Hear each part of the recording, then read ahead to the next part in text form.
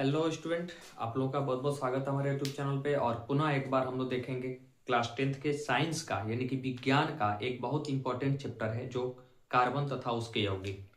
उसी में आज का तीसरा लेक्चर है और बहुत ही अच्छा लेक्चर होने वाला है। ज़्यादा छोटा नहीं होगा, ज़्यादा बड़ा भी नहीं होगा, मीडियम साइज का होगा। ठीक है, तो पहले मैं आप लोगों से एक निवेदन कर रहा हूं कि जो लोग भी मेरे चैनल पर फर्स्ट टाइम विजिट कर रहे हैं वो मेरे चैनल को सब्सक्राइब करें, लाइक करें, शेयर करें और कमेंट करना ना भूलें अंत में कि वीडियो आप लोगों को कैसा लगा।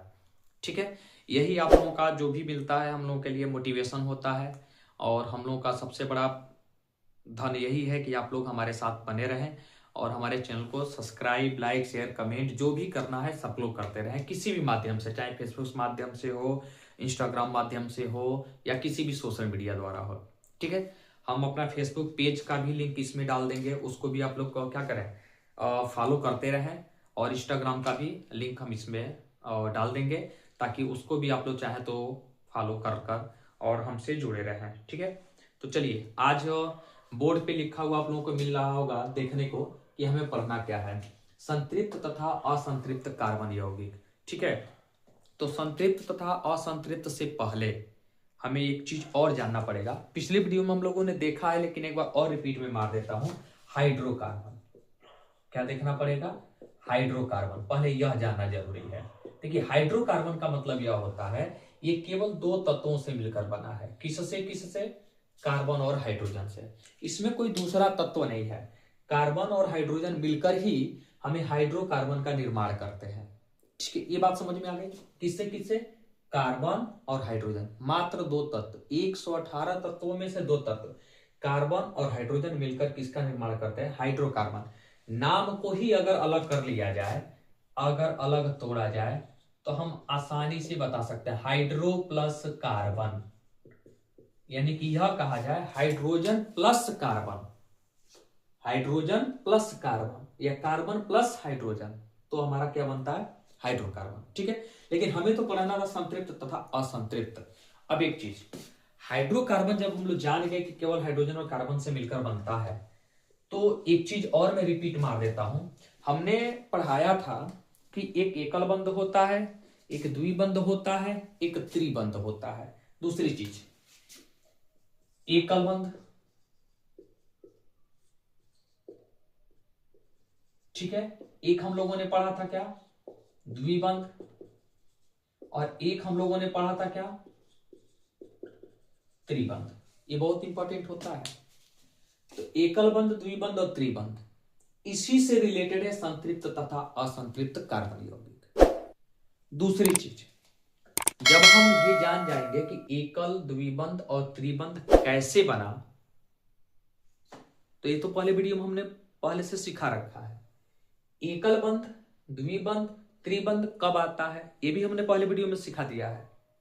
दूसरी चीज, जब हम एकल, द्विबंध, त्रिबंध अच्छे से जान गए तो संतृप्त और असंतृप्त पहचानने में 1% की गलती नहीं होगी। ये मैं 100% की गारंटी देता हूं अगर आप लोग हमसे जुड़े रहे तो।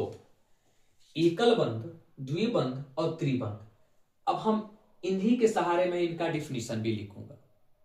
ठीक है, इनके सहारे ही मैं डिफिनीशन लिखूंगा कि जो हमारे पास संतृप्त हाइड्रोकार्बन होते हैं वो कब होंगे, असंतृप्त हाइड्रोकार्बन होते हैं वो कब होंगे। तो देखो, संतृप्त हाइड्रोकार्बन का मतलब यह होता है वे कार्बनिक यौगिक, विशेष रूप से ध्यान देना है, वे कार्बनिक यौगिक जिनमें कार्बन की जितनी भी संख्याएं होती हैं वो सभी कार्बन 4 एकल बंधों द्वारा जुड़े हों। फिर मैं रिपीट कर रहा हूं, वे हाइड्रोकार्बन या वे कार्बनिक यौगिक जिसमें कार्बन की मात्रा जितनी हो, एक भी हो सकती है, दो भी हो सकती है, तीन भी हो सकती है, वे जितने भी कार्बन हैं सब अलग अलग 4 बंधों से जुड़े हों। हाँ, ये कोई जरूरी नहीं है कि कार्बन टू कार्बन जुड़ा है, कार्बन और हाइड्रोजन जुड़ा है। भाई, होना तो मात्र दो ही तत्व है, कार्बन और हाइड्रोजन, उनके अतिरिक्त कोई दूसरा है नहीं। उसी में से इन्हीं दोनों से मिलकर बना हो, लेकिन कार्बन और हाइड्रोजन के बीच में, कार्बन और कार्बन के बीच में केवल एकल बंध से जुड़ा हो।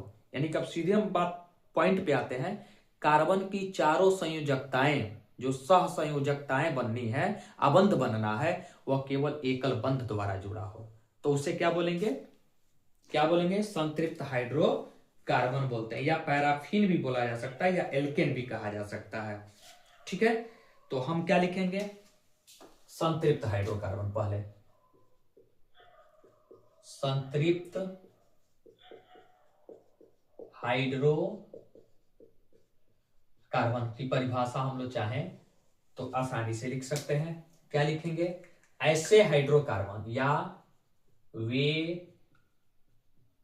हाइड्रोकार्बन, बात अभी मैंने समझाया था, वे हाइड्रोकार्बन जिनमें प्रत्येक कार्बन परमाणु की चारों संयोजकताएं केवल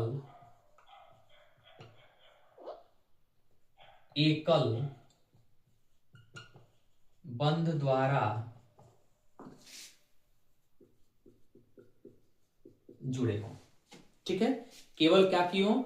एकल बंध द्वारा जुड़ी हो तो वो क्या कहलाती हैं? या संतुष्ट होती हैं तो संतृप्त हाइड्रोकार्बन कहते हैं, या संतृप्त हाइड्रोकार्बन यौगिक बोलते हैं। इसे एल्केन या पैराफिन भी कहते हैं। क्या बोलते हैं? एल्केन या पैराफिन भी कहते हैं। अब चीज तो वी हाइड्रोकार्बन जैसे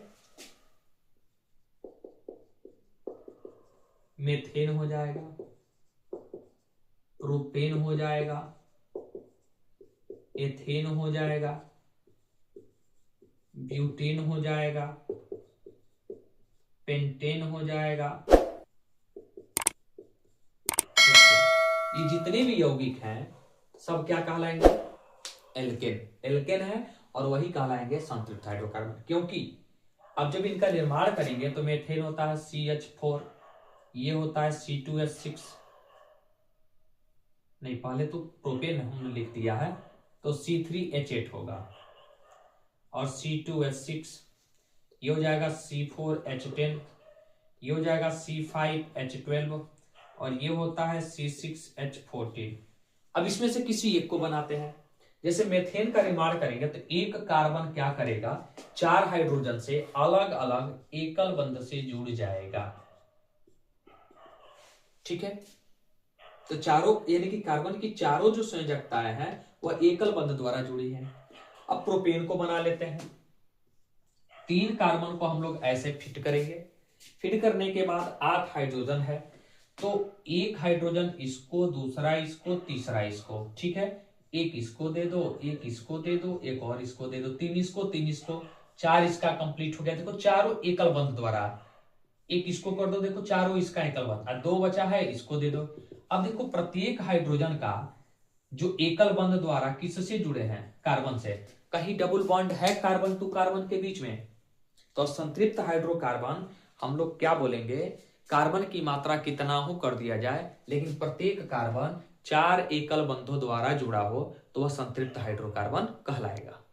ठीक है, अब हम लोग चलते हैं किस पर? असंतृप्त पर। किस पर चलेंगे? असंतृप्त पे। तब इसको नोट करो, तब हम लोग आगे बढ़ते हैं। चलो अब देखेंगे असंतृप्त हाइड्रोकार्बन।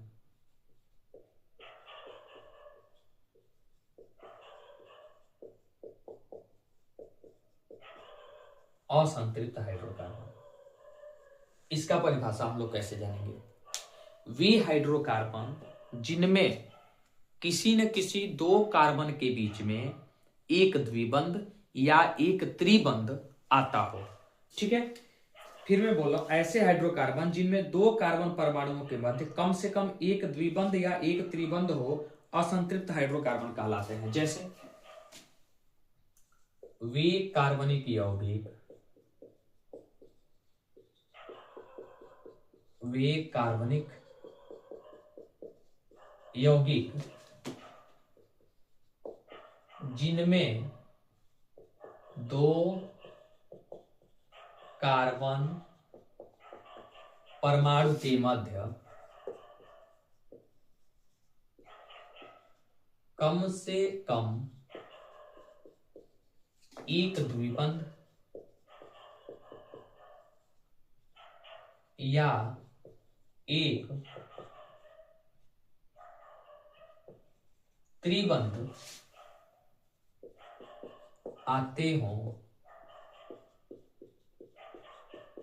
असंतृप्त हाइड्रोकार्बन कहलाते हैं।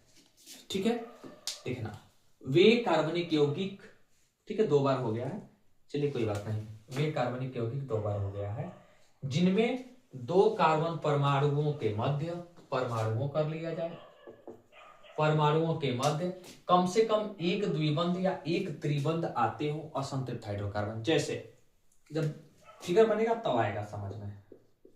जैसे हम लोग एक बार एथिलीन को बनाते हैं, एथिलीन का सूत्र होता है C2H4। क्या होता है? C2H4। बात को समझना है, हम 2 कार्बन लिए हैं, 4 हाइड्रोजन मिलाकर एथिलीन बना है। इसको जब हम बनाते हैं तो ऐसे व्यवस्थित करेंगे, 2 कार्बन 4 हाइड्रोजन है, अगर हम दोनों को 2-2 हाइड्रोजन दे दें, इसको भी 2 हाइड्रोजन और इसको भी 2 हाइड्रोजन, अगर नहीं आता है समझ में तो हम ऐसे भी कर सकते हैं, तब आ जाएगा समझ में कि क्या गलत है।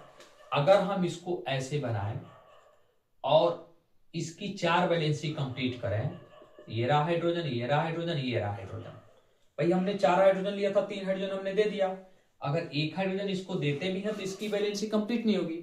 चलो, यानी कि ये मेथड हमारा क्या हो जाएगा? गलत हो जाएगा। और यदि ऐसे बनाया जाए, ये रहा कार्बन और ये रहा कार्बन, दोनों कार्बनों को 2-2 हाइड्रोजन दे दिया जाए, ठीक है। अब 2 वैलेंसी इसकी भी कंप्लीट, 2 वैलेंसी इसकी कंप्लीट, अब दोनों कार्बनों के बीच में डबल बॉन्ड कर दिया जाए। आया? वे कार्बनिक यौगिक जिनमें कार्बनों के मध्य कम से कम एक द्विबंध, आया ना, एक द्विबंध आ गया। क्लियर? एक और लेते हैं, एसिटिलीन।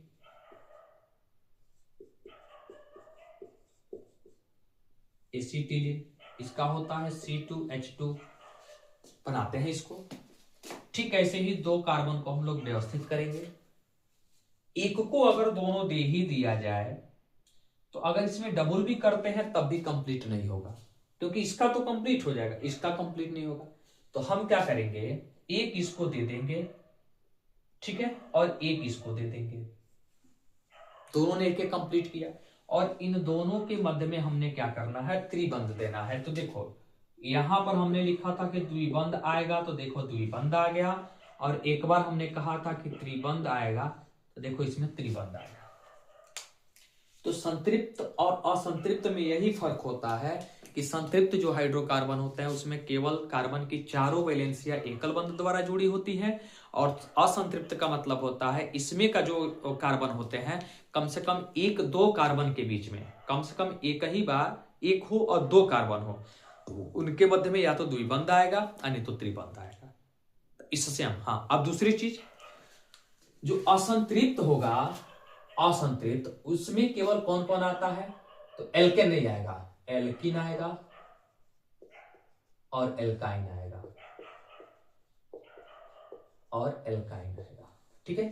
ये दोनों हमारे पास क्या कहलाते हैं?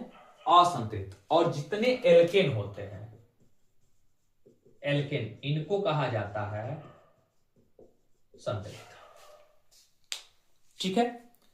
ये संतृप्त रहा और ये असंतृप्त रहा, मात्र इन 2 चीजों पे हम लोगों को फोकस करना था, वो हम लोगों ने कर लिया है। बहुत अच्छा लगा आप लोग हमारे साथ रहे, और अपने नए लोगों को भी इस चैनल से जोड़िए, ताकि छोटी छोटी चीज़ों का जो मुख्य पॉइंट होता है वो आपको मिलता रहे। ठीक है, चलिए बस आज के लिए इतना ही। धन्यवाद, thanks for watching my video. सत श्री अकाल, धन्यवाद, गुड नाइट, जय हिंद, जय भारत।